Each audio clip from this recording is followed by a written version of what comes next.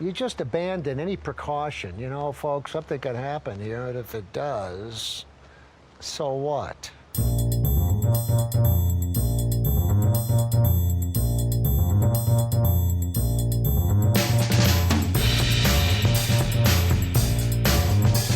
Hey friends, welcome to Nathan for Us, a Nathan Fielder fan podcast. My name is Kelly.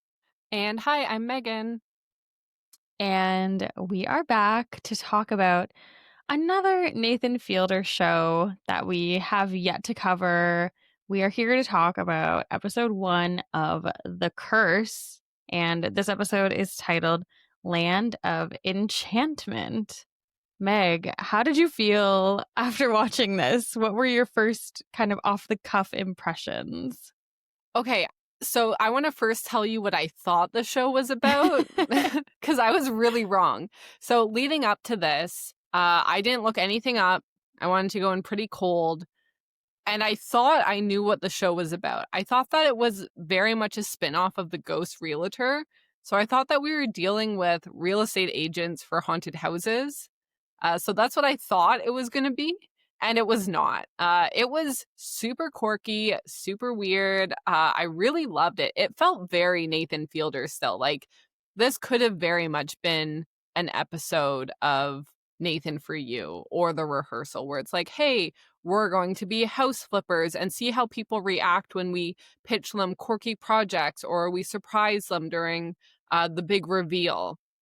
So it was very interesting to see how similar it was, even though this is a scripted show. Many of the characters who popped up, or I guess actors, could have been pulled from Craigslist, you know? Like, it did feel very Nathan Fielder, which was funny because I was expecting it to be very different. Yeah, we can get into it when we get to the actual curse of it all. But that part I know for sure was inspired by something that actually happened to Nathan. So I feel like maybe when writing the show, he was maybe pulling a little bit from his life. I want to think maybe pulling a little bit from his work making Nathan for You. But for anyone who doesn't know what the curse is about and somehow made their way to this episode of our podcast, this is a show that came out a couple years ago. It was written by Nathan Fielder and Benny Safdie, and it essentially follows this couple played by Nathan Fielder and Emma Stone, who start this TV show on HGTV. HGTV even named, which I was honestly shocked by. But they are running this show called Flipanthropy, and kind of this is the episode where we learn a little bit more about them, why they claim to be doing this, and some of their backstory. We haven't gotten too much about the actual curse yet, but I think we got some little sprinkles of dread, I would say. If a small child or an individual walked up to you and said, like, I curse you, would you try to rectify the situation or would you not be concerned? I think, like, the thing with the little girl to me is, like, she didn't come off really creepy. You know what I mean? Like, when you see some of these horror movies, you see a little kid and you're like, oh, like, that is a scary little kid. In this case, she kind of just said, like, I curse you. And, like, it clearly sounded like she was just kind of making something up. So I don't know if I would be scared by this particular little girl, but the situation itself and being told that you've been cursed, like, I would be concerned, certainly. But how about you? I think she was trying to play it as scary. I think she was just, like, adorable, so it didn't come off very creepy, but she paused and, like, looked at him, and I think she tried to deliver the line in an intense way. But I think she was just a cute kid, so it came off as lighthearted. I think I would try to maybe do something about it if they seemed serious, although I don't believe that the child is, like, a witch or, like, could actually curse me. But I also wouldn't offer a kid $100 on camera and then go to take it back. Oh my gosh. Like, there are Okay. repercussions for this. Okay, so maybe we can get into this now, but I watched a little interview clip with Nathan Fielder talking about what inspired this. Did you see this clip as well? No. Okay, so he was at a panel where he was being interviewed by Chris Nolan, and Benny Safdie was also there. And essentially, he explained that he had this essentially happen to him when he first moved to LA. He was like walking down the street and he was going to go take out some cash or something at an ATM, and a woman asked him for some money. And he said, "Oh, I'm so sorry, I don't have any money." And she said, "I curse you." And then he like went to the ATM and he couldn't get this kind of out of his head. He was like, that was so weird. And he explains that he doesn't believe in curses or anything like that. Mm-hmm. But for whatever reason, he felt compelled to take out an extra $20 and go give it to her. And then was like, okay, so is the curse gone? And she was like, yeah, like the curse is gone. Good. So Nice. that's how this like came about. And then Benny built on it when Nathan told him this story and was like, oh, what if you couldn't find her and then you would always be thinking about the curse? Mm-hmm. Yeah. Have you, as like a child, ever tried to curse someone else? Oh, definitely. Yeah. I was 100 like, yeah. I've been thinking about it today. I was like, I know specifically what I said about people. Yeah, for sure. I was definitely making like, okay, so growing up, I was like very into horror movies, like at a very young age, like way too young, watching like Blair Witch and all these things. So I feel like I would make like little creepy talismans like in my backyard with like sticks and stuff and try and like curse people.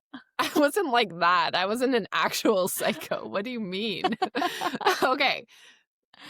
Let me be more open to your talismans and curses. So you would build sticks, like stick figures of people, and then curse them? You know, like the Blair Witch Project, right? With like all the little stick things hanging everywhere. I didn't watch it, but like I've heard of it and kind of know a bit about it. So you were inspired. Who was the brunt of your curse? I honestly don't even remember. Probably everyone. Yeah, like probably just whoever didn't want to give me $100.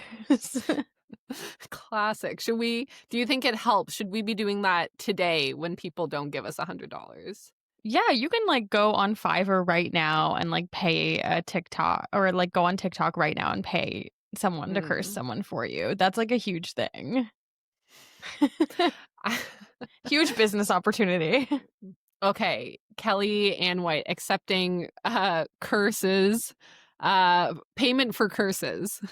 We'll create small wooden figure out of sticks. And what would you do? Burn them, bury them, kick them up a little? Yeah, I'd probably like drown them in my pool. Oh my God. I would bet. feel like I like would throw them against like the fence in my backyard. Wow. I remember like I used to really enjoy, you know, the compressor where your AC unit is. You know, it was the 90s. Everyone had one of these. I would like drop the little sticks in there so they would get all chopped up by the fan. Oh my just God. Normal stuff. Mine just girlhood. We've never discussed this before, but I will try really hard not to wrong you. Mine feels very mild in comparison now, all of a sudden. And I thought it was really weird earlier today. In some book, there was like this phrase where it was like, I ill wish you. Like that's what you would say to a person. And I don't even remember the book.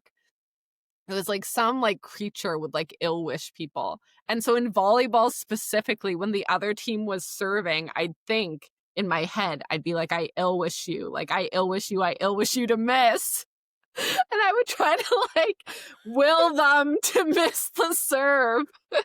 I would think it over and over and over again. Anytime whoever was serving was like in my bad books, like I just was trying to force them to miss the serve. So I remember saying that in my head all the time. I'm obsessed with that. You were trying to manifest poor playing of volleyball from someone. That's incredible. Did it ever work? Like anytime they missed, I thought, oh, nice. Great manifesting. It's like even when I'm serving, like I'd have to bounce it a certain number of times, spin it in my hand, you know. There's a whole method to volleyballing. So everything had to be the same. And I was ill-wishing people like left and right. So I didn't hate like a specific person. It was just like anyone who happened to be in that role. I wasn't like cursing sticks and chopping them up. Listen, it was different times. Like, we didn't have the internet. How else was I going to curse people? I couldn't go on TikTok and pay someone $5 to do it for me. I had to get down to business. I had to get, my hands dirty and Hands in the figure out my mud. own way. So if like TikTok witches were a thing and you had been given $100, do you think that's the route you would go, or you genuinely enjoyed the making of the stick figures, the destroying of the stick figures? Like, was it your passion, or was it results oriented? I think it was mainly results oriented. I think I probably would have just paid a TikTok witch to do it for me if I could have. Mm. I think I would have also been more willing to believe that it worked, because I'd be like, well, this is a professional, Yeah. How They're do on you become a TikTok. professional TikTok witch? I think you just have to have a dream and a ring light and a front-facing camera, and you could do it too. I think if I was a witch, like, I would try to have a shtick. Like, isn't there a thing where you can write, I guess it's you send people potatoes, but I think you can, like, write people's names on things and mail it. Like, I feel like Yeah. I would try to pick, like, rocks or something and put people's names on it, and then they could see me throwing it into a lake.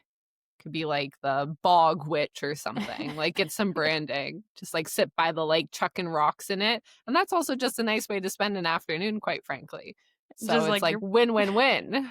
You just your win, pile you of get name your rocks. curse. I get to look for rocks and write weird names on them. Then I get to chuck them in a lake. Maybe you slide me a 5, a little tipperoo. We ill wish some of your foes. Yeah, so we are accepting, if anyone wants to slide us a couple dollars, like, we will happily. The method of your choosing, rocks, ill wishing, stick figurines, like, Sticks. we're open. But you know who to go to for each. If it's chucking rocks with names on them, ill wishes, I got you. Not that I've done that, but maybe I will for fun. Just without the names until, I get payment. And you can make your weird stick things and chop them up. Chuck them in a puddle, step on them, really rough them up a bunch. How would you get them to stick together? Like glue, string? I feel like I would just, like, tie them together with string. Mm. I really I don't know if I had a specific method. Like, I think it was more freeform artistry on my part. But yeah, so I think at the end of the day, like, we wouldn't feel great being cursed, I assume. Yeah, that's correct. I would prefer, just moving back a scooch, I would prefer to not be cursed. But I would prefer to not, hurt anyone's feelings in any capacity, if possible, to avoid. So I think whether a creepy child yells a curse at me or not, if I'm, like, really upsetting a random child, there's probably a situation I need to resolve anyway, because who are you and why am I near you? And I think there's a lot of situations that our friend Asher needs to resolve in this show. So our two main characters that we meet at the beginning of the episode are Asher, who is played by Nathan Fielder, and Whitney, who's played by Emma Stone. Kind of our, I guess, third main character is Dougie, who is the director of this HGTV show, and he's played by Benny Safdie, who's the co-writer with Nathan. And we kind of open up by learning a little bit about these characters, really setting the scene for what is going on with this Flipanthropy TV show. We meet a man called Fernando, who we learn is supporting his mom while she undergoes cancer treatments, and he is not having an easy time finding a job. So Whitney is able to tell him that they've secured him a job at a new coffee shop called Barrier Coffee. And while this is happening, it's being filmed for the show, and Dougie doesn't feel that Fernando's mom is reacting properly, and he kind of uses some movie magic to make it seem like she's crying in a very aggressive way, which obviously Whitney and Asher are not happy with. And Whitney especially is upset and kind of storms off the set when this happens. So I don't know. Have you seen Love is Blind? No, I'm not a Love is Blind girl. Okay, I've seen like all of Love is Blind in all the languages, but there's an iconic moment where there's one guy who they fully film and put this out there where he grabs like eye drops and pulls and puts them in his eye when he's being interviewed and asks them to wait. And then he pretends to cry. Oh And it my just made God. me think of that. It was so funny because this circulated and was a really popular clip. So people are out here doing this. They're pretending to cry. They want all the sympathy. But, his mom clearly wasn't trying to do that. But a little movie magic, baby. Yeah. I think we like really immediately get a sense of Dougie as a director, as a producer for this TV show. He's just like the classic slimy producer. He'll do anything to get the good shot. We'll see later in the episode some of his previous work. I cannot wait. Yes, so we will get into that for sure. But yeah, and we learn a little bit more about the area that they are producing the show in called Espanola. And essentially, their whole goal that they're claiming with the show is that they really want to help the residents in Espanola. They want to give back to the community that they love so much. And they're going to be doing this through Whitney building her net zero houses. And we hear a little bit about this and the Passive House Society. Meg, would you like to describe Whitney's net zero houses for our lovely listeners? So we get some glass mirrored walls on the outside. We learn it is perfectly temperature controlled. Fun facts for anyone out there. Passive houses actually started in Canada and then very quickly moved to Germany and then became much more popular in Germany. So a lot of people think that that's where they became popular or that's where they started. Also, what's kind of fun is the individual that they have acting as our passive house like expert is kind of a riff of the person who actually started passive houses, which is Wolfgang Feist. I wanted to check because I thought maybe they were using like him for real in the show. But we get a very close name. They keep his last name in it. And yeah, it's just a house where the energy you need to run the house is generated by the house itself. So you don't need any external power coming in to run it. It just generates it itself. So they do exist. They're all over the place. They're very fun. Yeah, I mean, other than the fact that it's like mirrored and looks very crazy, I feel like every other part of this sounds amazing. It's the perfect temperature all the time. Like, Okay. Sign me up. That's debatable though, because everyone thinks a specific temperature is the perfect temperature. Like, what temperature do you keep your house at? Well, we famously are in Canada, but I think I'm like a 21 or 22 degrees Celsius kind of girl. Yeah, What about I would say you? that that's pretty good. But, sometimes people like it all cold. Like, I've been to friends' houses where their house is absolutely freezing and it feels like a nightmare. So as long as you can, be on the same page as whoever you're living with, there you can find peace in your home. But, saying the perfect temperature all the time is a bold claim, I would say, because I feel like that's very person dependent. Fair. Would you say that conscientiously rejuvenating your home is person dependent, or are we all striving for that as well? Probably person dependent. If my house could run off of the energy it generates, I would say yes, please. But it can be super expensive to set up, right? Like getting solar panels on your roof. My family looked into getting a windmill, which is insanely expensive and bailed on. But there's all sorts of different things you can add to your home. But building it from scratch, like it's a very expensive venture. So maybe long term, these will become more sustainable or cheaper, or the government will offer more subsidies, which they do to make your house more eco-friendly. But it's probably very area dependent. And it sounds like this area specifically, like they talk a lot about gentrification. And what does that look like? Well, you're making all the houses much more expensive in the area. So it's a very difficult situation. But I think a big part of this show of flip anthropy, which we should discuss if that's a good name, really rolls off the tongue. Like it's this very like white savior, house flipper that we've seen on HGTV growing up. Like, I used to watch all these shows and absolutely love them. And then you hear afterwards, like, what are some of the shows that you watch? Like Trading Spaces. Yeah.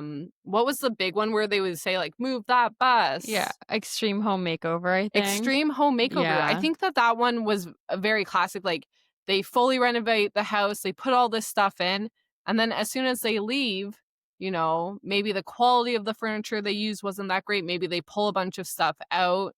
Even Pimp My Ride, I think they load it up with tech and then Yeah. take it all out and leave.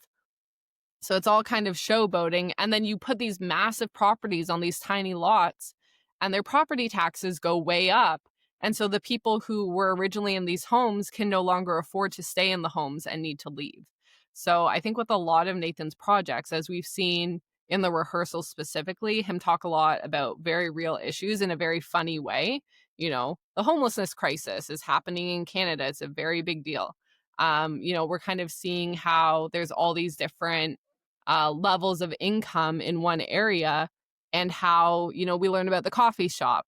Well, they were only supposed to hire local people, and now we have these Australian actors for the camera who are serving coffee versus hiring locally. And they only have a 6-month lease, so it's not really keeping jobs in the area. It's more a show for this clip that we can make you guys look really great. And then we also learned that Emma Stone's character is, I guess, an influencer at some point. So she has this big image to maintain, and her parents own some sort of real estate company that isn't very good to their tenants. Yeah, there's a lot of layers to exactly what is going on here, which obviously I think we probably expected going into the show. When it's a Nathan Fielder project, you're going to be kind of getting a lot of stuff going on. Um, let's talk about, yeah, kind of the relationship between Asher and Whitney as well, because we learned that they're newlyweds. They've been together for about a year. And it seems like, or sorry, they've gotten married about a year ago, but it seems like they're already having some cracks in the relationship. And I feel like we got a lot of information about Whitney with like her parents and learning a little bit about what's going on with like her passion for designing these sustainable houses. But do we think that they actually believe in this flipanthropy TV show? Like, are they buying what they're selling, or are they just kind of doing this for clout or for, I don't know, just to be on TV? Well, it seems like what they were saying kind of just to each other and to Whitney's family is how they're really investing in property, and they've invested a lot. I think they said $1 million in property in that area. So part of their Yeah. show is to boost up the economy in that area, make it a more desirable place to live.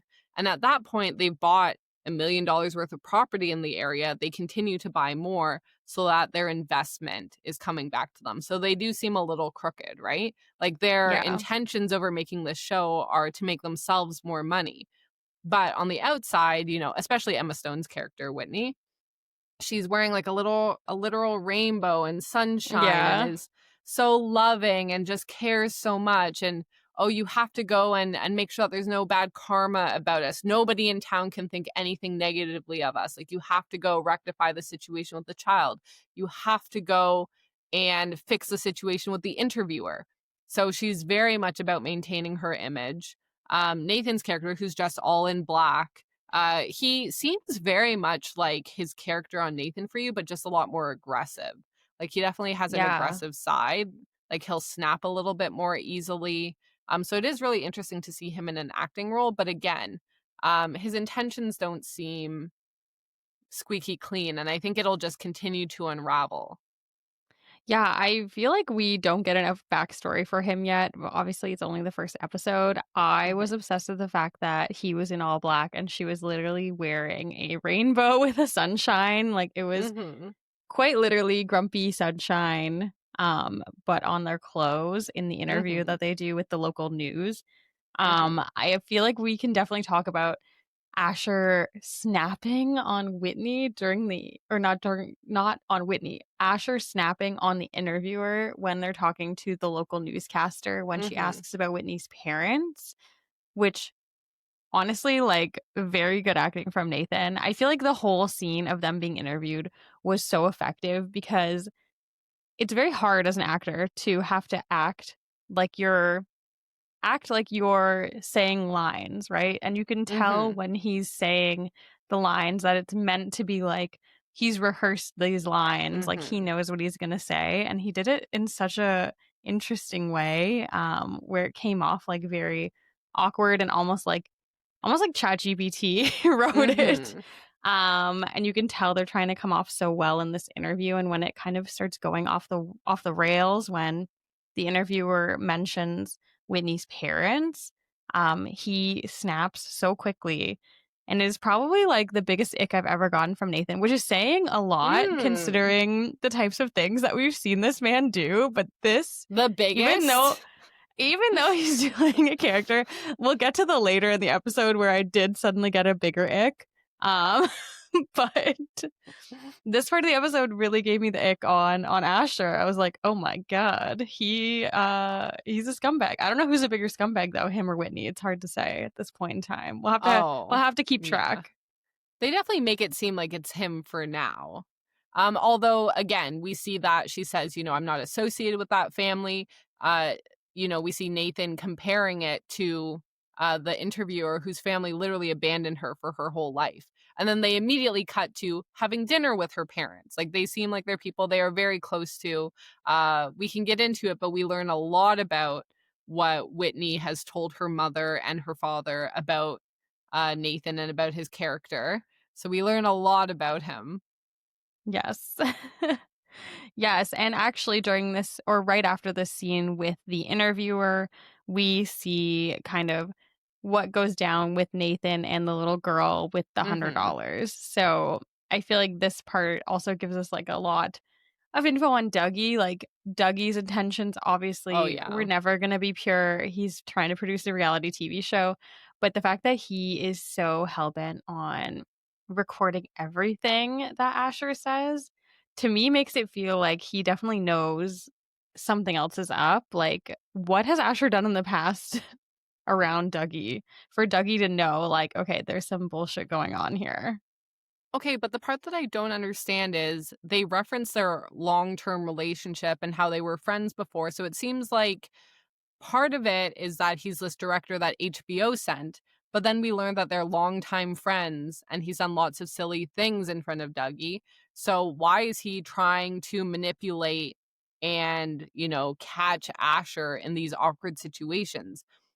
So again, we get him asking him specifically to go and donate money so that he can clip the recording device on him for when Asher goes and tries to speak again to the interviewer to try to get her to take down the interview of him snapping so that they can maintain their image. So you see Dougie trying to manipulate the situation, pretending that they want to get some nice clips of him donating money, but he just wants to get the audio device on him.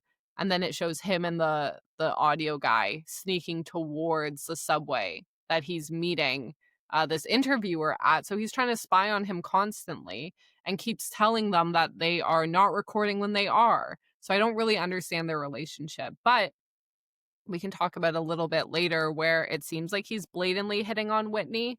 So maybe he's trying Yeah. to specifically catch Asher in a bad spot. Yeah. It's kind of like interesting too because a lot of the shots I found were very like voyeuristic. Like 100%. it's like they're shooting through a window and it's like you're kind of like watching through the window or like later in the episode they're shooting through the peephole. And at first I thought it was meant to be like, oh, we're kind of like Dougie, but now I feel like it's like a third party that's Mhm. like watching all of this happen. Um, so it's almost like, yeah, are we gonna catch Dougie in something too? Because Mhm. clearly he's not a good guy either. Do we No. have any rootable characters? Maybe the little girl and her Um, family. yeah, I don't think quite yet, but I mean, maybe we talk about it a little bit more down the line, but yeah, I completely agree. A lot of the shots are very eerie. They're being watched. It is like a reality show.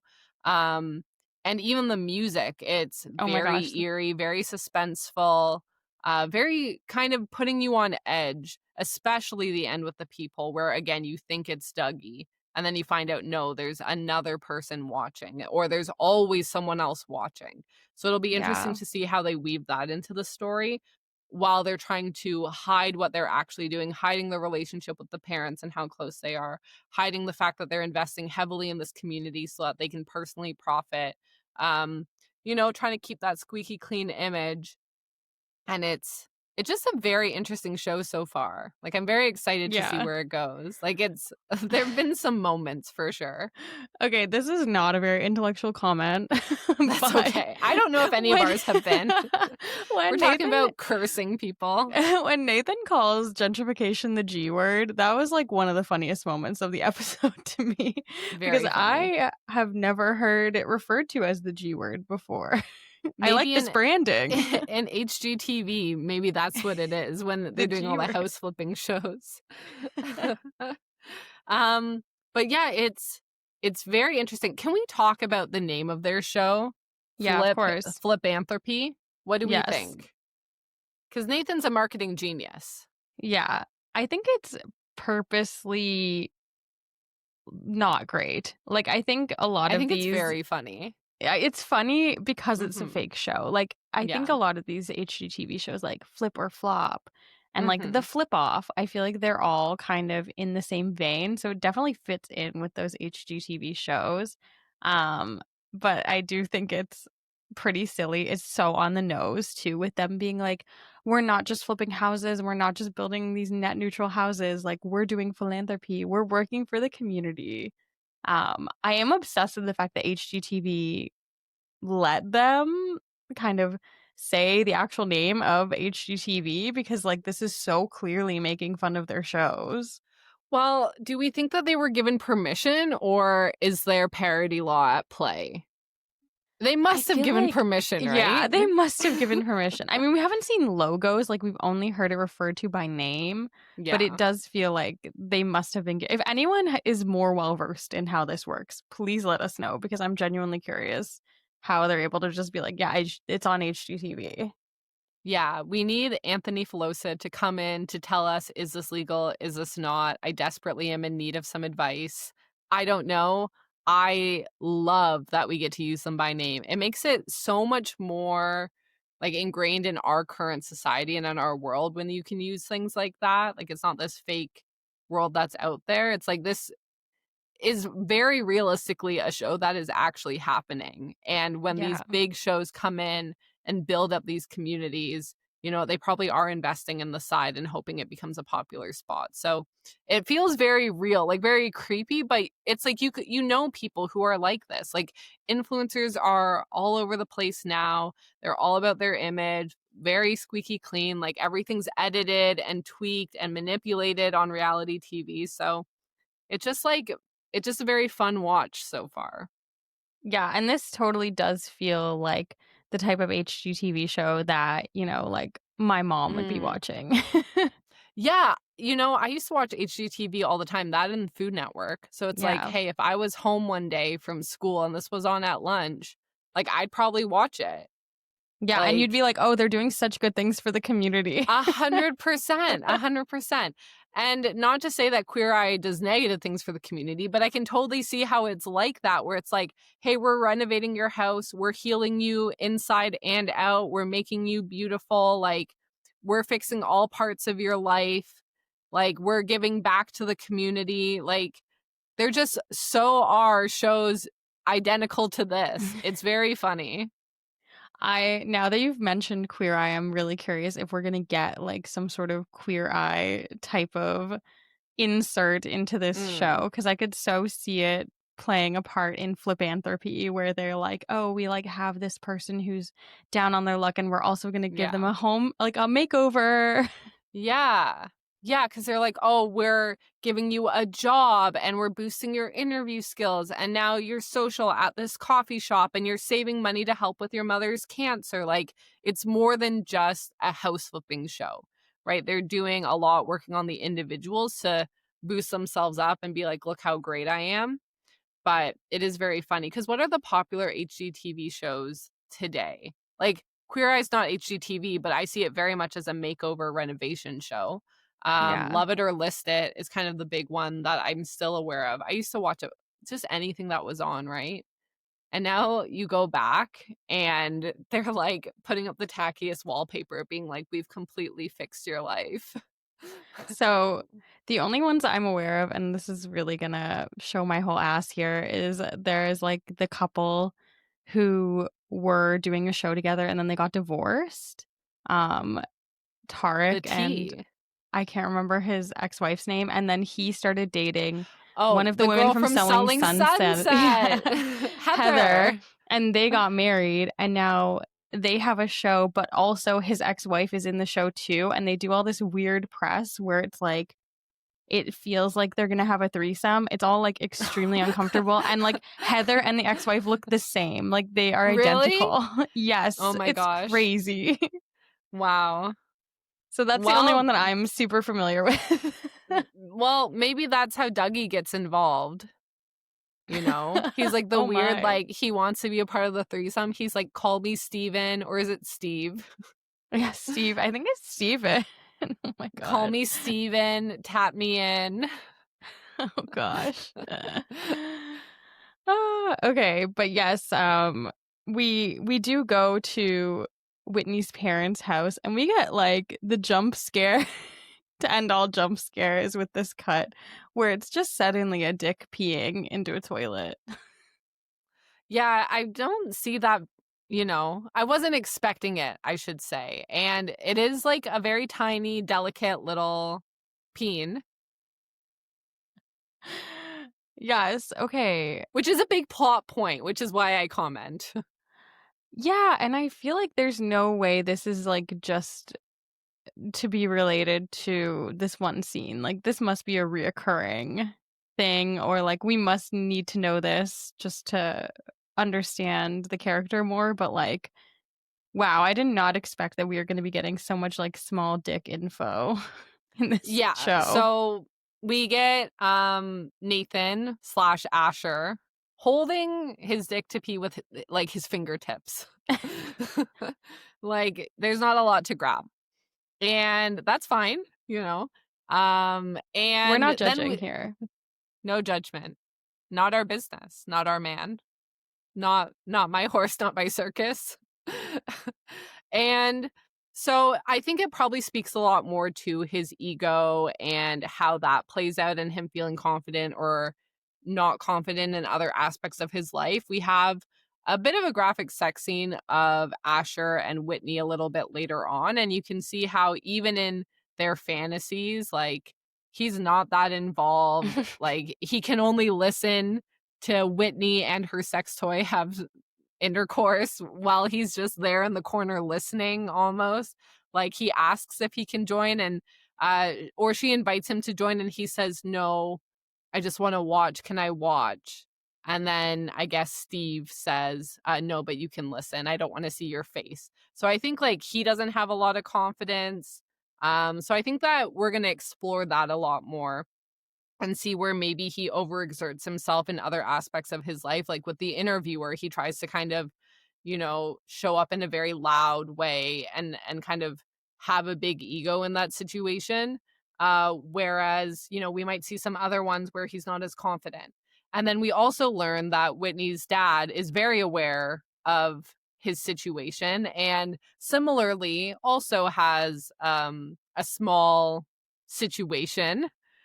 And, he has embraced it and really wants Asher to yell it from the rooftops, tell his friends about it. You can be confident while having this, and really wants to have a man-to-man talk with him because I guess Whitney's mom was aware of it and told his dad. So do you have any thoughts on this scene? So many thoughts. I read somewhere that the pee was CGI'd. So then I was like, No okay, way. You that's think? what I read. That's what I read. Well, I guess how would it not be? Because it's Yeah. like a fake, I assume. That's the other thing. I'm assuming this is a prosthetic. It could be Yeah. CGI. It could be a stand-in. Maybe they cast, if this Not were that Nathan we for you, know. if it were Nathan for you, we'd be casting on Craigslist, man with small Absolutely. penis. Full bladder. Small penis, full bladder. Yeah, exactly. We need you. Green thumb. I was trying to like think back on like any time we've almost seen Nathan naked, and it would have only really been like the claw of shame, The medical photos. the medical photos, the chili shop. So actually quite a few times. Yeah, and I realized like I haven't really done a deep dive into what I think his situation is like down there. The blur on the asexual repair shop photos, I think, was larger than what we saw. I think we can assume it's fake. Yeah. With no confidence. The only reason that I'm wondering is because I'm like, it would be so Nathan Fielder to be like, I'm going to go full frontal. You know? Yeah, I don't know. That seems very bold. But it would be very funny. He is bold. For the bit, he would do almost anything. I mean, like, you can't do anything crazier than the claw of shame, quite frankly. Okay, but wouldn't it be doing exactly what Whitney's dad wanted by being like, yeah, I'm going to put it out on my TV show for the whole world to see? He would be so proud.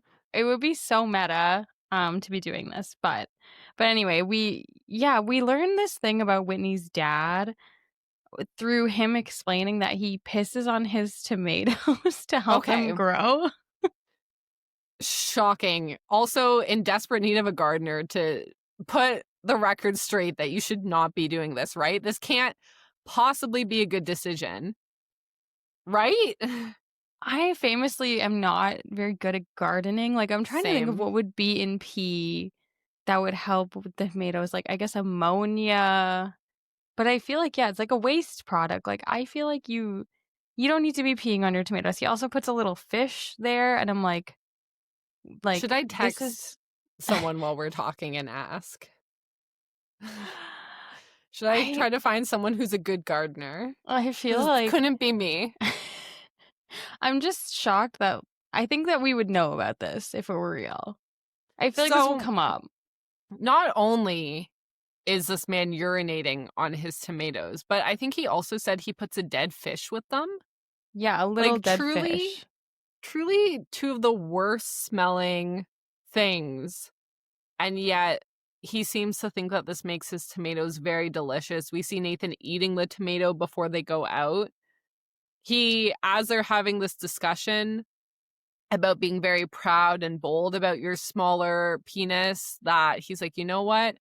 I'm going to whip mine out and pee on my tomato plants and we can talk about this because look at what I'm working with as well, my friend, and look at my confidence levels. This doesn't hinder my life in any way. And he pees on his tomatoes. Which I don't know if I'd be eating those tomatoes from my friend. But I guess animals must pee on plants, right? Yeah, definitely. It's just We're like I suspect yes. I just like don't want to know. I feel like ignorance is bliss when it comes to what's peeing on all my plants. Yeah, don't look me in the eye as I eat a tomato and tell me you peed on it. Because I will pause. You will see me stutter. I feel like you're not coming over for dinner anymore if I'm like, I'm pissing all over my tomatoes. Now, famously, drinking urine on Nathan For You is like the cure-all, end-all, be-all health drink of the century. So if we are infusing our tomatoes with this, is this like a superfood? Like tomatoes are already healthy. Are we getting peak health by adding this urine, or can it only be children's urine? There's so many questions. We just really need a professional to answer them. AKA the man from the from the gas station. Gas station rebate. We must call you to find out. Or do you need to drink it fresh? And where are the fish coming from? And why? That's the other question. Yeah, the fish thing, like, is he buying goldfish? Is he just like getting like can of like sardines and throwing them in the soil? There's so many questions. And it's such a random throwaway. And with fall starting, I can't just like do a tomato plant A, tomato plant B situation. You'd have to keep them inside and be peeing on them. That'd be very difficult for me to start with. Like, the commitment for me to pee on tomatoes is so much higher than any man. It's like such a larger process depending on the pot. If he's like going on vacation and he needs someone to come over and look after his tomato plants, is he asking his random friend or house sitter to piss on the tomatoes, or do you think he just forgoes it for a couple weeks? No, he pees in little containers, stocks up, puts it in the fridge, or stores it in like the watering containers, Oh right? yeah. You must. You You must. must. Oh my word. I also really enjoyed that the dog said I love you. I thought that was a stellar trick that I will be Hmm. taking for my own future dog. Yeah, you don't have a dog yet, but you will do this in the future. Write it down, remember it. Yes. How do we feel about the nickname the Cherry Tomato Boys? I mean, accurate? I don't know. I feel like the weird thing is like, yes, cherry tomatoes are small, but like it's like they're small, but I feel it's not the correct shape. I just feel not equipped to to to be the one officially saying like this is the universal shape. nickname for the micro community. Like, Yeah. don't let me tell you what you are, you tell me. So if you feel that cherry tomato like works for you and feels good and feels right, like, and these are these are two members of the community. So if they want to tell me that, I'll respect the name. Do we think this did the same thing for the small penis community that the rehearsal did for the autistic community? They had something to rally around. Well, we are a little late to the game, so we could Google it. As like, we are experiencing the rehearsal in real time. We're probably a year out from the curse. When did it come out? I think maybe, yeah, a year or 2 years. So we're a little behind, unfortunately. So If maybe you it's not were the community I've been tapped into, but maybe they've been elated by this and yeah, they feel very empowered. it was 2023, so we're about 2 years too late. But if you were around when the curse dropped in real time and like there was a hubbub in the small penis community, like we would love to hear about it. Were there whisperings? Where Did you people, feel represented? yeah. Yeah, that's a great question. Did you feel represented? Anyway, I think we've spent enough time on that section of the episode. Yeah. Yeah, the biggest chunks are like us doing curses on people and us being unaware of what the micro penis community should be calling themselves. Actually going back to the music drops, I really enjoyed when they were driving to Whitney's parents' house and they drove past the wrong way sign. There was like a really good needle drop at that point too, where it was Yeah. very eerie. Also, another thing that gave me the ick, I alluded to this earlier in the episode. Two things gave me the ick. It was Nathan being an asshole to the interviewer and that he didn't seemingly wash his hands after he peed. Oh, Granted, it's open-ended, but like I it feel did like not seem like he did. I don't think men wash their hands enough after peeing enough in general, quite frankly. Oh my Like, god. I feel like I've had multiple men tell me that like they don't think they need to wash their hands, and I'm like, you're wrong. You're touching Or your guys, yeah, guys will go off just into the woods, or they'll just go places. Like, we have friends who just go pee places, and it's like, Yeah. okay, like, we're around bathrooms, we're around places with options. I'm now very aware of the fact that you did not wash your hands. So Nasty. explain yourself. Disgusting. Disgusting. Wash your damn hands. I don't Wash care your how hands. small your penis is. You need to wash your hands. That's my stance on that matter. Cherry tomato boys. Carry around some hand sanny. Like, I don't know. Gross. Yeah. I don't know. Like, why was it so open-ended? I guess maybe there just wasn't enough time to put him washing his hands, but I want to believe that it means something. It's meant to show me more about his character, that he feels he doesn't need to wash his hands. Yeah. He needs to work on his squeaky clean image, and he needs to be washing his hands. Yeah. So we do see when they leave Whitney's parents' house and get back in the car, they have a little bit of a fight, where obviously Asher is upset that Whitney has told her parents that he has a small penis. Completely fair. Like, Yeah. 100% fair. Yes. I'm 100% on Asher's side in this. That is a crazy thing to drop to your mother. Yeah. Like, I get it. They're like, oh, we're really open or whatever. But you don't need to be doing that to your husband. No. Some things need to remain between you and your husband. I feel like small penis is one. Any penis size should remain. Like, you don't need to be telling your mother that. That's crazy.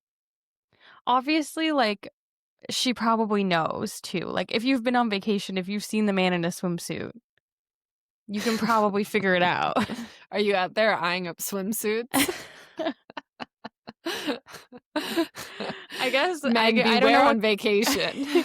I don't know if Asher's rocking like a Speedo or if he's more of like a board shorts guy, but Yeah, but let it be something that if it gets discovered on its own, it doesn't trace back to you. It can't be you told your mother and now your family knows and it's a talking subject at dinner and while you're watering your garden. and like his mom puts the little baby carrot on the plate too, or Whitney's mom Insane. puts the little baby carrot on the plate, like Yeah, apparently they've known for a while, and today they decided this is the night where during dinner we need to really discuss this penis situation. Like we're airing it being out. blunt with it. Like Ensure, the baby carrot, the cherry tomato of it all. It's a large topic. And then also she tells her family that they're currently not trying for a child, which they've interpreted as you're not having any sex, which is also weird. But it's just a lot of information, and maybe other families are closer than mine, but it's just not something I would be discussing.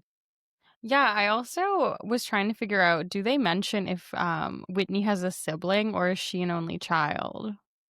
I don't remember them mentioning a sibling. I think if there was another sibling, they would probably be at family dinner. Yeah, it's hard to say, but I'm curious. Maybe she's an only child and that's why she seems like really close with her parents. Do you think only children are closer with their parents?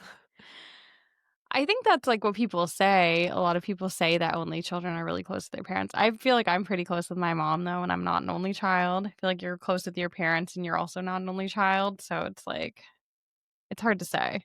Mm-hmm. We can't be not only children. Like it's just, it is what it is. Yeah, as the youngest children, we are the sweet baby angels, so can't relate to older children or single children, individuals. Solo kids. Mm-hmm. I do feel that the fight, I thought it was going to be much more of a blow up, but it kind of is diffused pretty quickly when Asher makes a joke that his dick is bigger than Whitney's dad's, which I thought was like a pretty good way to diffuse it. It is a good joke, but also like devastating to learn as a child. You know? Like he really got her back good. Unless apparently that's something that, did she already know that? Was this new information? Not clear. It seems like she knew her dad had a small dick, right? Why is this telling everyone? Why are people's genitals being discussed in family settings? He's whipping it out and pissing on the tomatoes in the middle of dinner. Why? Oh, man. These families, man, they're just built different. Okay, listeners, let us know. Is this something your family does? Do you know the size and shape of your family's genitals? If so, why? Explain. Defend. Unless it's something dark, then please, we're so sorry, and keep it to yourself. You don't need to tell us about that. Only tell us if it's funny. Okay, so after this fight, after we see the sex scene that we kind of already talked about with Oh, wait. Steven. Before we get there, I just love the scene of him looking at dinner and Emma or Whitney, like them having the discussion through the mirror. I thought that that was a really beautiful way to frame Oh, everything. And that's all. that was I very just cool. really Yeah. loved it. Mm-hmm. No, that's a good call out. It was very cool. I feel like Mm-hmm. it was very Safdie brothers kind of Yeah. shooting. Mm-hmm. Which this was actually directed by Nathan, so Mm-hmm. Yeah, I believe he directed 8 of the 10 episodes. So he did oh most of wow. them. But on that note, so they get back, they drive home discussing, well, like, your dad has a small dick too. And then there's immediately standing talking about dinner, and she's giving him the eyes through the mirror. Like, what about that interaction led you to this point? You just got really, like, excited by all the talk? Like, how did we get here? Your father was involved in that discussion, Yeah, I ma'am. don't know. Maybe she was still hot and heavy from the earlier Asher arguing with the reporter. I think she didn't like that. I thought she really didn't like it. I didn't think it was as bad as I think you or Whitney in the show thought it was. I thought he made an excellent point. Like, you've made it clear you don't want to discuss this. Would you want Yeah. us to discuss your family? I thought it was kind of nice to stand up for someone. But I think she took it really poorly. Like, she was really upset about it. I think it was just like the way he went about it is what's Mm-hmm. upsetting. The way that Yeah. he like went, he didn't need to take it so far as to be like, well, what do your parents do? And like, oh, well, how would you feel if I kept asking about your dad who walked out on you? It's like, you just don't need to take She it that mentioned far. that. She mentioned that. She could have ignored his question, but yeah, I agree. Apparently, something that happened, yelling yelling at the reporter to cherry tomatoes and driving home talking about the size of your father, something in that led to you being interested in that moment. And I have questions as to why. Okay, wait. Also on the drive home, they are kind of like fake fighting, and he starts like joking about like, her opening her mouth and whatnot. And Big then, mouth, open it up big, and yeah, and then the between your car's teeth. swerving. And the Oh car is yeah. swerving. Did you think that they were going to get in an accident?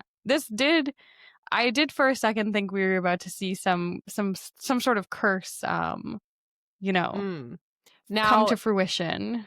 if they died in a car accident and were ghosts for the rest of this season, I'd be like, yes, this is what I was expecting. Go haunt some houses. I thought like maybe we were gonna see them hit someone or like even just drive into a ditch or something, but yeah, nothing really happens with it. No other cars on the road. They're goofing, they're laughing, they're having a good time. Yeah. But yeah, so we see the sex scene, and then we see this scene of Dougie who is working on the edit for their show. And while we're going through this and Whitney is not super stoked about what he has been doing, we learn that Dougie has worked on another show called Love in the Third Degree. Do you want to talk a little bit about the premise for this show? 100%. I'm so excited to talk about this part. So it is a dating show a la The Bachelor, but the lead, our bachelor, he has this mask that covers his face the whole time, and it's this gold creepy face mask that he wears the whole time through the dating show, eliminating people just as you would in The Bachelor, going on dates. But the ending is you marry the person you pick, and the mask only comes off after you've signed the paperwork and you are officially married. Some of the funnier parts are that people are kissing the mask on their dates, which I thought was really funny. And you can just see his eyes through it. And the big twist of this show is that when he takes his mask off, they were presenting it as maybe he's a celebrity, maybe he's a prince, maybe he's this really well-known person, but he's a burn victim.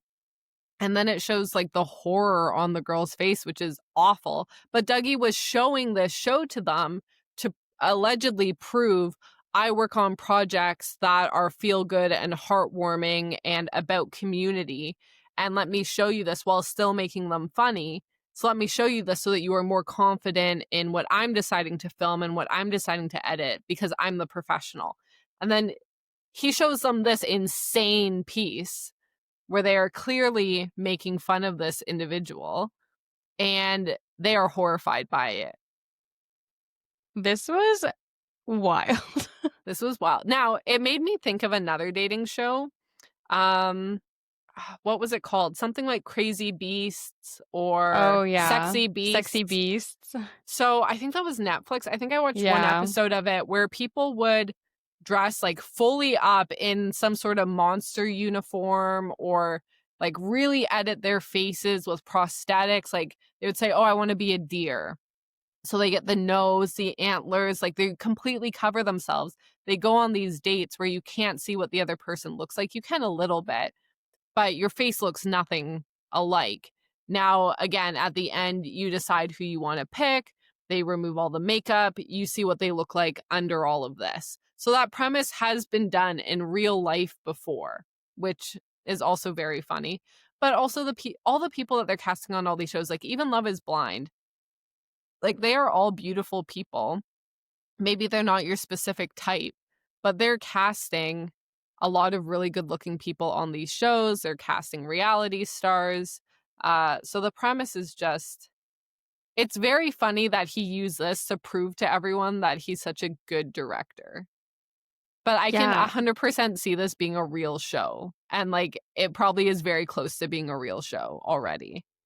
I know. I'm just trying to remember. There were so many like crazy old dating shows that I'm trying to remember. Like, do you remember the Swan or whatever, where it was like all of these women Yeah. competing and they would get plastic surgery? Yeah. Yeah. Beauty and the Geek. Yeah, Beauty and the Geek was really Where they're like, crazy. oh, look at these hideous men and these complete hotties who would never love you, and then a bunch of them fall in love. Yeah, they're always playing on people's appearances, and it's very much like, would you date this uggo if you knew what they actually look like? It's crazy. Yes, and I thought that the music where it's just like he reveals himself and it's like the fire burns on. So funny. It was extremely Selling Sunset coded. Yeah, so insane to have Yeah. all the women like gasp in horror. Like, there's no good way to end this show in like a polite way. Yeah, I feel like there's a couple moments in this episode where it clearly like went like fully like, okay, this is like actually a comedy. Like this was one moment. I feel like there was a couple of others that were like genuinely just like very funny. But this was definitely like the most comedic moment, I would say, of the episode, in my opinion. And do you remember in Nathan for You during the Uber episode where Nathan pretends to be a burn victim so he can fully Yeah. cover his face in bandages so that he can sneak into Ubers to try to convince people to join his sleeper cell or sleepy cell Yeah. to get back at Uber for giving away baby onesies to people who had just had babies in the Uber. So, you know, he's had this concept marinating before that. If you're a burn victim, you can hide your identity and interact with people and they don't know who you are. So I'd like to think that everything comes from Nathan for You. Everything. Everything. So after we see this this concept show that Dougie has put together, Whitney also sees the footage of Asher handing the girl $100 and then taking it back. And obviously she is horrified by this. She's very upset and tells him that he needs to go and give the girl the $100, or I'm unclear if she wants to do $100 or $20, but I think he it was needs to find $100. he She needs said to give go her the find whole her. 100. Yeah. Go find her and give her the money. But it's kind of unclear if she's worried about it because she feels bad that he ripped this girl off, or because she's worried about the curse, or maybe No, it's a little both. I don't think she's worried about the curse. Like she was talking a lot about anyone's impression of them. So I think she Yeah. was worried that they are aware that he did this. They experienced it. They're trying to put out a show. Are they going to go talk to community members about what he did and their reputation and it possibly getting out? I think everything is about every single person that they meet thinking that they are exactly how they want to be portrayed and showing themselves in a very specific light all the time. So I think that that's what Yeah. she was worried about. I think the curse is more seen as like karma to her, probably not a literal we've been cursed. But it's just like, hey, we want everyone in this community to love us and to think really highly of us. Yeah. I really hope they are actually cursed though. Um I think they must yeah. be. It's the name of the show. They must get cursed, and this must be a major thing that they deal with throughout the show, right? I feel actually maybe my prediction is that they're just like bad people and bad things happen, but it's like not actually to do with the curse. They're However, just blaming an arbitrary curse to make themselves feel better. Like it couldn't possibly be them. It has to be this curse. yeah, they're doing flippanthropy. They're out here. They're They're out here doing it, lady. G-wording the neighborhood. So funny. Um, I will say, I do wonder how much of this couple was based on like Chip and Joanna Gaines. I just that those names just came to my mind, but do you know much about Chip and Joanna? Oh gosh, so long ago. I think I've heard of them. They have the house renovation show, right? They're married. Yeah, but their whole thing was like they were doing a lot of work in Waco, Texas, which was like a very small town rocked by like a lot of stuff going on, a lot of like gun violence stuff, bad stuff happened in Waco, and they kind of were like, we're coming to Waco and we're gonna like revitalize Waco. But I think they're actually like decently good people, unless Nathan knows something about Chip and Joanna that I don't. Hmm. Yeah, I don't know much about them. I think it'll be interesting as we go through this week by week. You and I just maybe looking up more HGTV shows. I know South Park did a little spin-off of HGTV shows. That was a funny bit. I think it'll be interesting like what we start to remember as they show us different things because I did used to watch it quite a bit. Yeah. Hmm. So Asher does go out to try and find the little girl and the rest of her family to give her the $100, and we see him kind of driving all around, all throughout Espanola, and he can't seem to find them, and he ends up at what seems to be maybe like a family shelter, and he goes in to ask if they're staying there, and obviously the person working there can't give him any information about who's staying at the shelter, but lets him know that like he can leave a note if, he sees people with that description, he'll leave it. And we also learned that the shelter's only open, I think he said 3 days a week because they don't have enough funding. Hmm. Yeah, so considering how small the shelter is, it's actually like very, very unlikely that that's where they were staying. I do work at a homeless shelter, and you do get people accidentally call my extension all the time because it's like an easier one. And people do ask like, oh, or they'll message us on Facebook or Instagram. They'll say, oh, is so and so there? Can you tell them this? It's like for privacy reasons, you can't. Like you can never Yeah. tell someone that someone is staying at a shelter. So it is nice to see that accurate information is being spread about shelters, and like the funding is very difficult. So that's kind of like a also nice part of this show, just spreading awareness on like the housing crisis in general. But he then, keeps walking around. I don't know if this would have been my approach to finding her. I would have probably gone back to the same grocery store the next day. It seems like that's Yeah. somewhere they sell their cans of Sprite often. Like that's where I would look. How about you? If you needed to Yeah. find someone. I think it would have made the most sense to just wait till the next day, but it seemed like Whitney was pretty upset, and I think Asher's like a little bit lazy. And like, let's be real, he's pretty whipped. So he was gonna do whatever he could to make Whitney happy in the moment.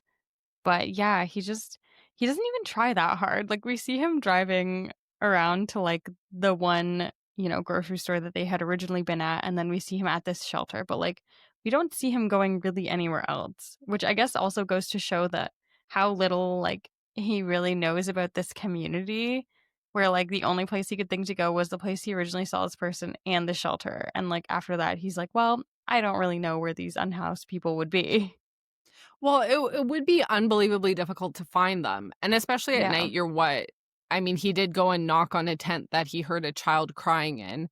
But Yeah. what, you're just gonna go knocking on people's tents? Like, it's not a good system.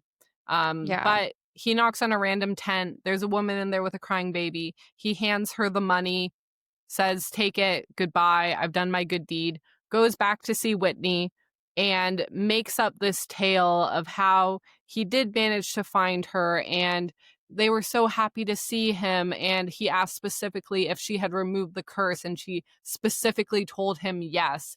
And then they hug him and invite him up for dinner, but he says no, he must get back.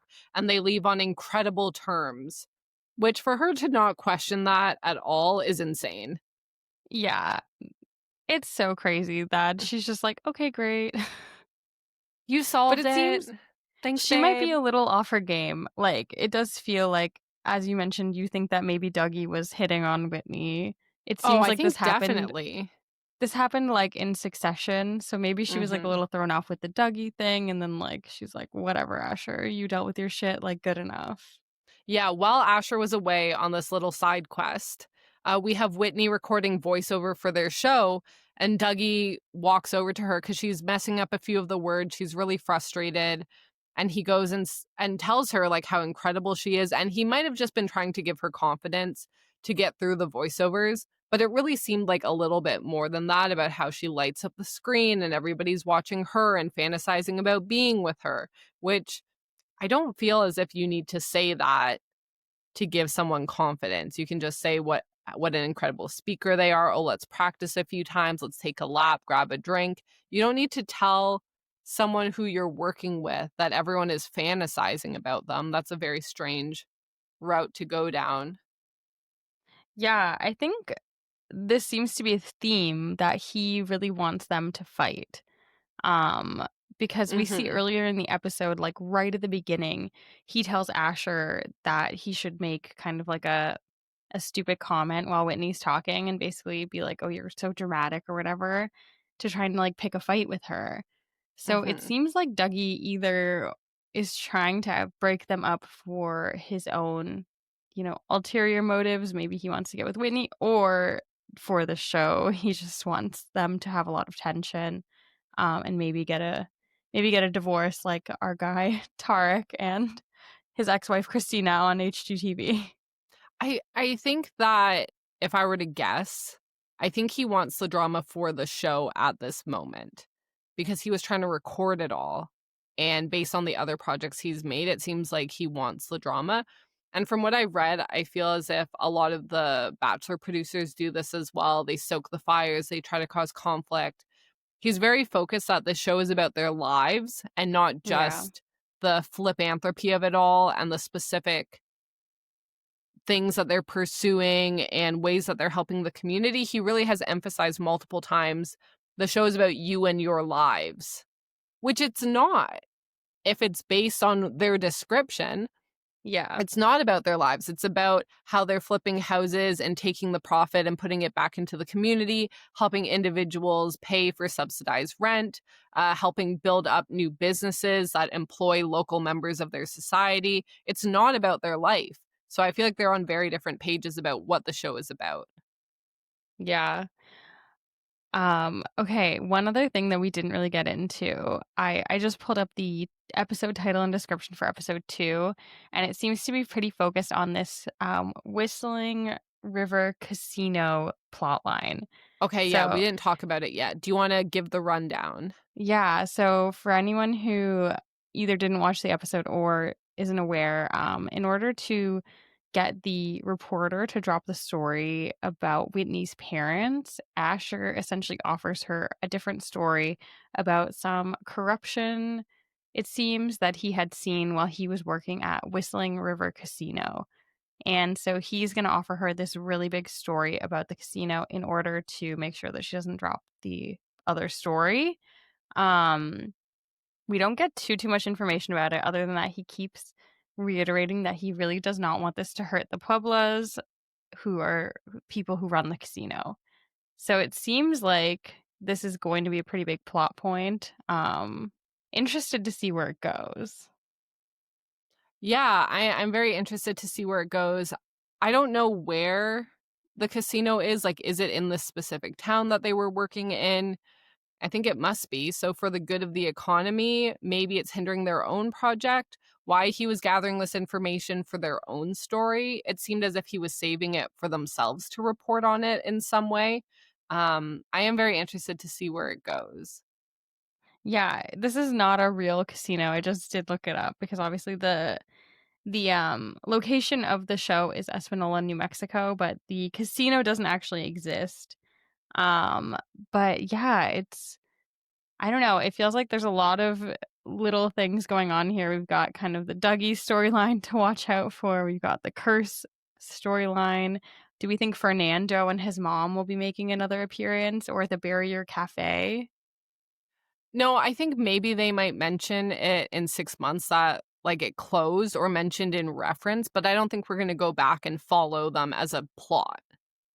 Maybe just Fair. like a brief comment in passing as an example of one of the many ways in which they didn't follow through on their project of making the community a stronger place. I would like more info on the jeans store. Yeah. Yes, definitely. The like fully just made of wood jean store. The very off-brand jeans beside the coffee. Yeah. Yes. But yeah, I'm interested to see where this is going. I'll read. Do you want me to read the description for episode 2? Sure. So the episode is called Pressure's Looking Good So Far. And the description is while Whitney tries to forge new alliances in the Espanola community, Asher tries to regain access to the Whistling River Casino, and Doug has a date. Oh, so Whitney's forging alliances? That's what it says. I That's very assume. interesting. Yeah. So we'll see what that could mean. If that means she's trying to like meet new people to, build a new business with, or what that could be. Could really be Yeah, anything. because like for their brand, you would think that it would say like forge friendships, build stronger bonds, but forge alliances is very more manipulative and more gaming kind of language. So it's starting, even the description of the episode is starting to paint them as, you know, a little bit more mastermindy versus like just lovely, friendly, community focused individuals. So I'm interested to see like what kind of businesses or side quests she goes on. And I Yeah. guess And I Dougie will. gets a date. Yeah. I'm With interested to who? see Dougie's date. The episode is not directed by Nathan, it's directed by another director, David Zellner and Nathan Zellner, different Mm. Nathan, will be directing. So we'll have to see where it goes from here. Do we think he dates one of the Australian baristas that were flown in for show? I would love that. That would make the most sense. Because what else are they doing in town? They're like, look, I'm going back home. This coffee shop's not open much longer. Yeah. I'll get a date in town while I'm here. Show me around the city. Yeah, I mean, he could be dating a local, but he seems he just doesn't strike me as the kind of guy who is trying to date a local in Espanola. He seems like someone who's always trying to like climb the social ladder. Maybe he's gonna date the news reporter though. That would be funny. Ooh, that would be very helpful, I think. I was like, Whitney's mom is married, but maybe he tries to move in. I feel like the news reporter, he'd be trying to get more tea, so that could be maybe he's gonna I date think the someone news else at the reporter newsroom. would be the most interesting person of which we've listed to try to go on a date on and like try to schmooze. I hope it's the news reporter out of all the characters we've seen so far. Ooh, or he's gonna try and date like a young like bartender at the casino or something to try and Mm. get the tea on the casino. Someone at the casino would also be very good. Yeah. But then He he's strikes me helping with this side plot, which he doesn't need to help on. he seems to me like the kind of guy who's either trying to social climb or is gonna date some girly who's like way too young for him. Oh, yeah, for sure. The acting in the show, I just wanted to note that Emma Stone was incredible. I feel Yeah. like you really see what a good actor she is in comparison to everyone else in the show. She really, really was doing it. Yeah. No, she's doing a really good job. I mean, Benny Safdie also I think is a really fun actor. He's like Yeah. more known, I feel, for directing, but he has acted Mhm. in a ton of different things. Mm-hmm. Yeah, it's a really great cast. I'm so excited that she was interested in doing a project like this. I feel like it adds so much to the show, and I'm just so excited to see where it goes. And I'm so surprised by where it even started, considering I thought this was going to be completely different. I should have looked up like a summary of the show or like the summary of episode 1. Like I didn't. I just hit play. Just I think really it's went better for that we it. went in. I think it's better that we went in blind. I was expecting a little more like ha funny. This Mm-hmm. reminded me a bit actually of The White Lotus season 1, where Oh, like interesting. mainly like you kind of go in really blind, like it's a bit more Mm-hmm. kind of like artsy shots, that kind of thing, a lot more like kind of slow paced than some other things. Mm-hmm. But yeah, that was kind of what it was giving to me. So you think there will be a murder, is what I'm hearing. I mean, I feel like someone's definitely gonna die, right? There's no way that no one in this show dies. They've been You cursed. think? But they've been fake cursed by a child. I One think someone person, only Asher, has been fake cursed by a child, and that's it.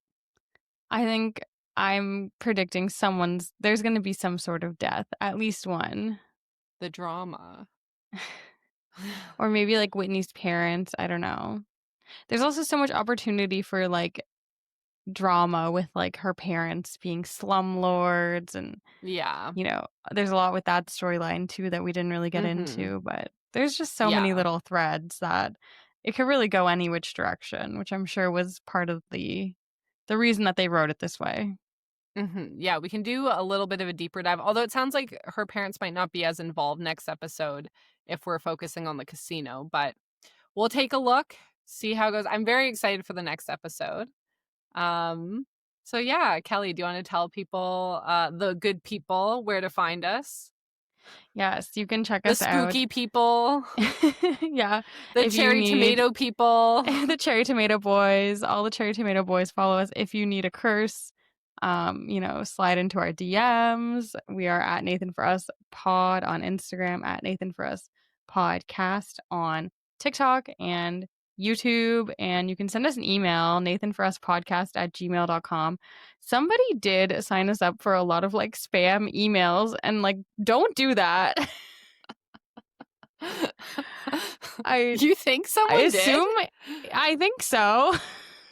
It Can was people very do that? annoying to report spam like 10,000 times over the weekend.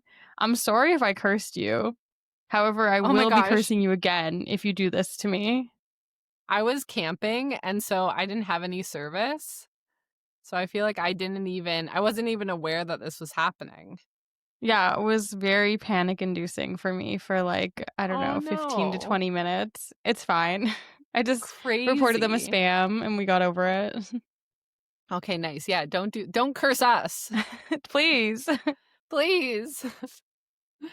We have a voicemail if you want to leave us a little voice note. Good call. Yes, speakpipe.com/Nathan For Us podcast. I'll also link it in our show notes. I'll link everything in the show notes as usual. This has been Kelly and Megan on your side.